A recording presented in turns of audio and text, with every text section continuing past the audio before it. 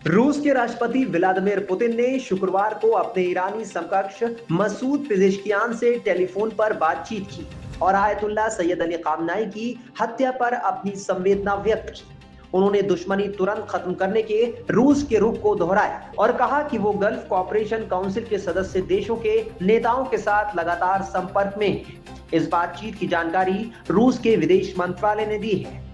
Telegram पर एक post में कहा गया है कि ईरान के प्रेसिडेंट मसूद पेजेश्कियान के साथ टेलीफोन पर बातचीत के दौरान व्लादिमीर पुतिन ने एक बार फिर ईरान के supreme leader Ayatollah Syed Ali Khamenei, उनके परिवार के सदस्यों और देश के मिलिट्री और पॉलिटिकल लीडरशिप की हत्या पर अपनी गहरी संवेदना जताई है। साथ ही ईरान के खिलाफ अमेरिका और इजराइल के हथियारों से किए गए हमले से हुए कई आम लोगों के मारे जाने पर भी दुख जताया है। पोस्ट में आगे कहा गया है कि व्लादिमीर पुतिन ने दुश्मनी को तुरंत खत्म करने, ईरान से जुड़े या मिडिल ईस्ट में उठने वाले किसी भी मुद्दे को हल करने के लिए ताकत के इस्तेमाल को नकारने और डिप्लोमेटिक समाधान के रास्ते पर तेजी से लौटने के पक्ष रूस के सैद्धांतिक रुख को फिर से दोहराया। रूसी विदेश मंत्रालय के मुताबिक मसूद पेजेश्कियान ने ईरानी लोगों के साथ रूस की एकजुटता के लिए शुक्रिया अदा किया जब वो अपनी संप्रभुता और अपने देश की आजादी की रक्षा कर रहे हैं। Operation epic fury roaring lion नाम के कोऑर्डिनेटेड ऑपरेशन में अमेरिका और इजरायली सेनाओं ने ईरान में बड़े पैमाने पर हवाई और मिसाइल हमले किए, जिसमें खास मिलिट्री साइट, न्यूक्लियर से जुड़े इंफ्रास्ट्रक्चर और लीडरशिप कंपाउंड को निशाना बनाया गया। 28 फरवरी को शुरू हुए इस हमले में ईरान के supreme leader Ayatollah Syed Ali खामनाई की मौत हो गई थी। ईरान के सर्वोच्च नेता आयतुल्लाह अली खामनाई की मौत के बाद उनके एक्स अकाउंट से पहली पोस्ट सामने आई है, जिसमें इजराइल को साफ धमकी दी गई है। इसमें लिखा है कि ज़ायनिस्ट शासन ने बड़ी गलती कर दी है और ईश्वर की कृपा से इसके नतीजे उसे हताश कर देंगे।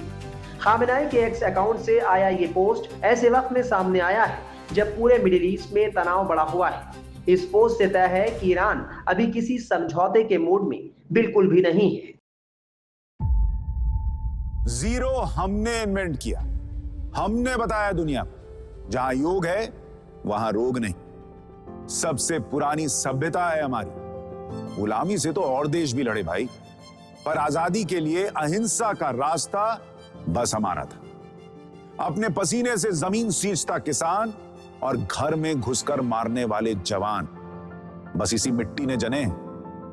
इसके हाथ ने जब थामा जज्बा तो इतिहास रचे। कदम बढ़ाए तो चांद का वो हिस्सा चूमा भाई जहां कोई कभी नहीं पहुंचा।